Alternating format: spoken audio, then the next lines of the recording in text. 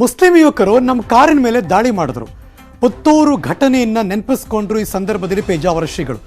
ಗುರುಗಳಿದ್ದಾಗ ನಮ್ಮ ಕಾರಿನ ಗಾಜು ಹೊಡೆದಿದ್ರು ಅಂದ್ರು. Breaking news.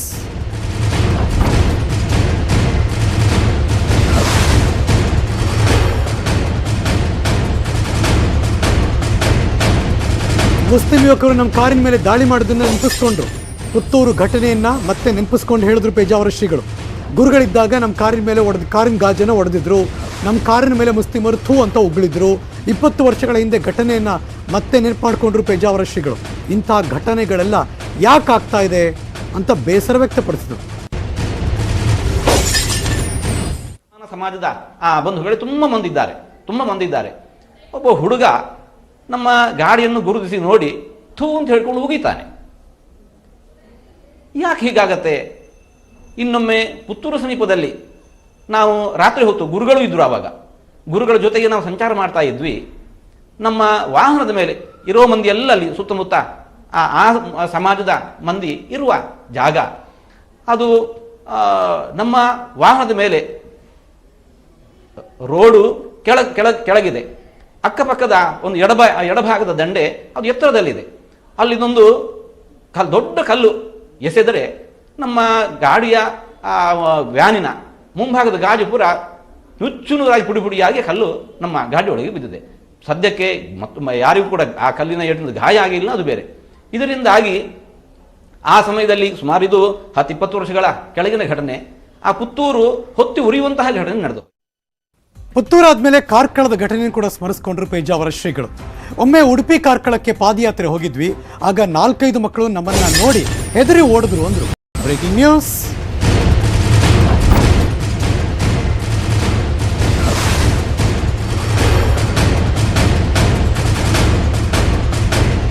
ಕಾರ್ಕಳದ ಘಟನೆಯನ್ನ ನೆನಪಿಸ್ಕೊಂಡ್ರು ಪೇಜಾವರ ಶ್ರೀಗಳು. ಆಗ ಹಸಿರು ಬಟ್ಟೆ ಹಿಡಿದು ಮುಸ್ಲಿಮರು ನಿಂತ್ಕೊಂಡಿದ್ರು. ಭಜನೆ ಮಾಡಿ ಹೋಗ್ತಿರುವಂತಹ ಶ್ರೀಗಳ ಕಂಡ್ರೆ ಯಾಕೆ ಭಯ? ಮುಸ್ಲಿಮರಿಗೆ ಯಾವ ವಿಚಾರಗಳನ್ನು ತುಂಬುತ್ತಿದ್ದಾರೆ. ಈ ವಿಚಾರಗಳಿಂದ ಹಿಂದೂಗಳಲ್ಲಿ ನೋವಿದೆ. ಅದೀಗ ಸ್ಫೋಟಗೊಳ್ತಾ ಇದೆ ಅಷ್ಟೇ. ನಮಗೆ ಶಾಂತಿ ಸಾಮರಸ್ಯ ಬೇಕು ಅಂದ್ರು ಪೇಜಾವರ ಶ್ರೀಗಳು.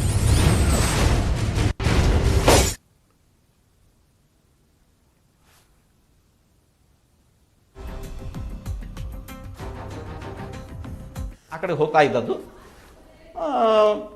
ಈ ಒಂದು 4-5 ಮಂದಿ ಸಣ್ಣ ಮಕ್ಕಳು ಅವರು ಬೆಳಿಗ್ಗೆಯ ಅಥವಾ ಸಂಜೆಯ ಒಳಗೆ ನೆನಪಾಗ್ತಾ ಇಲ್ಲ, ಅವರ ತರಗತಿ ಹೋಗಿ ಬರ್ತಾ ಇದ್ದಾರೆ ಕಾಣುತ್ತೆ. ನಾವು ಭಜನೆ ಮಾಡಿಕೊಂಡು ಹೋಗ್ತಾ ಇದ್ದೇವೆ. ದಾರಿಯಲ್ಲಿ ಹೋಗ್ತಾ ಇದ್ದ ನಮ್ಮನ್ನು ನೋಡಿದ ಕ್ಷಣ ಯಾಕೆ ಅವರೆಲ್ಲ ಹೆದರಿ ಓಡಿ ಹೋಗಿ ಅಲ್ಲಿ ಒಂದು ಹಸಿರು ಬಟ್ಟೆಯನ್ನು ಹೊದಿಸಿಟ್ಟಿರ್ತಾರೆ. ಅದರೊಳಗೆ ಓಡಿ ಹೋಗಿ ಅದನ್ನು ಮುಟ್ಟಿ ಧೈರ್ಯ ಬಂದ ಹಾಗೆ ನಿಂತುಕೊಂಡು, ಏನು ಸುಮಾರು ಒಂದು 7-8 ವರ್ಷದ ಒಳಗಿನ ಮಕ್ಕಳು ಹಿಂದೂ ಸಮಾಜವನ್ನು, ಒಬ್ಬ ಸನ್ಯಾಸಿಯನ್ನು ಕಂಡಾಗ, ಭಜನೆ ಮಾಡ್ತಾ ಹೋಗ್ತಾ ಇರುವ ಸನ್ಯಾಸಿಯನ್ನು ಕಂಡಾಗ ಈ ರೀತಿ ಭಯ ಆ ಮಕ್ಕಳಿಗೆ ಯಾಕೆ ಬಂತು? ಯಾರು ಹಾಗೆ ಬಿಂಬಿಸಿದರು? ಓಡಿ ಹೋಗಿ ಇಲ್ಲಿ ರಕ್ಷಣೆ ಸಿಗತ್ತೆ ಆ ಮಕ್ಕಳಿಗೆ ಅದನ್ನು ಯಾರು ಹೇಳಿದರು? ಹಾಗಾದ್ರೆ ಇದರ ಮೂಲ ಎಲ್ಲಿ ಇದೆ?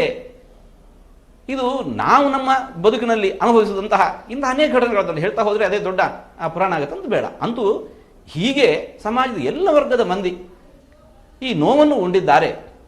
ಆದರೂ ನಾವು ಇದನ್ನು ಇಂಥದ್ದನ್ನೆಲ್ಲ ಘಟನೆಗಳು ಹೊರಗೆ ಹಾಕಲಿಲ್ಲ. ದೇವಸ್ಥಾನಗಳ ದಾಳಿ ಬಗ್ಗೆ ಕೂಡ ಪೇಜಾವರ ಶ್ರೀಗಳು ಪ್ರಶ್ನೆ ಮಾಡಿದ್ರು. ಆಂಧ್ರದ ದೇವಸ್ಥಾನಗಳಲ್ಲಿ ರಾಮದೇವರ ಶಿರಚ್ಛೇದನ ಆಗಿದೆ. ಲವ್ ಜಿಹಾದ್ ಕೂಡ ಮಾಡ್ತಾ ಇದ್ದಾರೆ ಎಂದರು ಪೇಜಾವರ ಶ್ರೀಗಳು. Breaking news.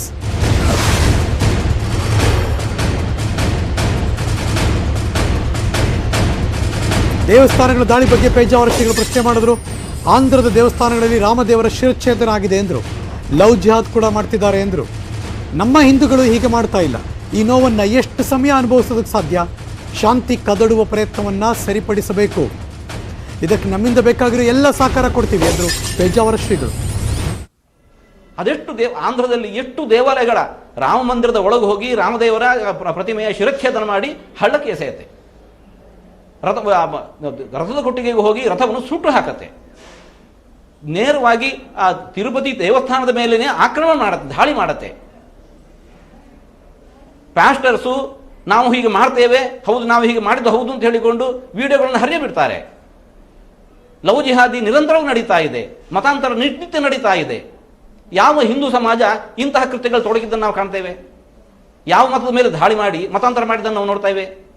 ಯಾವ ಚರ್ಚಿಗೆ ಹೋಗಿ ಎಷ್ಟು ರಥಗಳನ್ನು ಜನರು ಸುಟ್ಟು ಹಾಕೋದನ್ನು ನೋಡ್ತೇವೆ? ಇಲ್ಲ. ಹಾಗಾದರೆ ಈ ನೋವನ್ನು ಒಂದು ಸಮಾಜ ಎಷ್ಟು ಸಮಯ ಅಂತ ಅನುಭವಿಸಿಕೊಂಡು ಸುಮ್ಮನಿರುವುದು ಸಾಧ್ಯ? ಹಾಗಾಗಿ ಶಾಂತಿ ಸಾಮರಸ್ಯ ಅವಶ್ಯವಾಗಿ ಮೂಡಲೇಬೇಕು. ಆ ದಿಸೆಯಲ್ಲಿ ಎಲ್ಲಿಂದ ಇಂತಹ ಶಾಂತಿ ಕದಡುವಂತಹ ಪ್ರಯತ್ನ ಪ್ರಾರಂಭ ಆಗಿದೆಯೋ ಅದು ಸಮಾಜ ಸೂಕ್ಷ್ಮವಾಗಿ ಗಮನಿಸ್ತಾ ಇದೆ. ಅದಕ್ಕೆ ತಕ್ಕದಾದ ಪ್ರಯತ್ನವನ್ನು ತೆಗೆದುಕೊಂಡು ಅದನ್ನು ನಿಲ್ಲಿಸಿತು ಅಂತಂದರೆ, ಸಮಾಜಕ್ಕೆ ವಿಶ್ವಾಸ ಹುಟ್ಟಿತು ಅಂತ ಹೇಳಿದರೆ, ಮತ್ತೆ ಪುನಃ ನಮ್ಮ ಭಾರತ ದೇಶ ಅದು ಸಾಮರಸ್ಯದಿಂದ ಬಾಳುವುದು ಸಾಧ್ಯ ಅಂತ